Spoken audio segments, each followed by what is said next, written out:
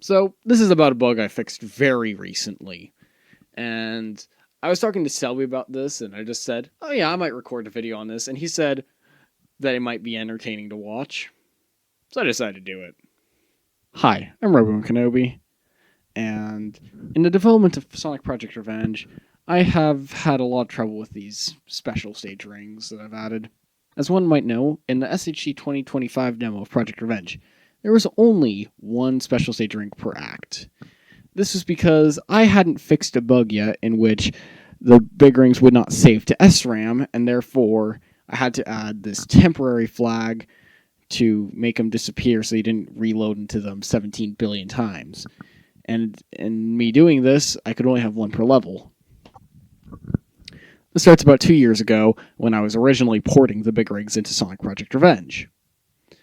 Getting them to actually take you to the special stage in a level and spawn you back at the right location was pretty easy. It was just using the checkpoint code and modifying it a little bit so that it would only load for big rings under a certain flag, and that worked perfectly and did not take that much effort to do. Getting them to not reload was also seemingly easy, but that was using the flag in which you could only have one per level.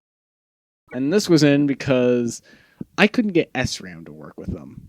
At one point I found that there was a bug in my code in which I was using D0 a bunch of times, including moving the subtype D0 to a RAM variable also at D0, in which I was basically overwriting itself instantly and couldn't actually save with that. However, I fixed that, and it still wasn't working. I spent a while troubleshooting it before I kind of just gave up and just stuck with the flag, and that's what it was in the SHG 2025 build of Project Revenge. The bug that brought me back onto working on the special stage rings was actually when they wouldn't load from the right-hand side because of the uncompressed dart I added. This is a pretty simple fix because I just had to change the expose check to work properly, but it still took me a few weeks to figure it out because it wasn't as simple as, oh, I'm going to go change this one value. No, I had to rewrite the whole thing on that, but it was relatively straightforward. But this brought me to the idea of, what if I actually make it so you can have more than one special stage ring per act?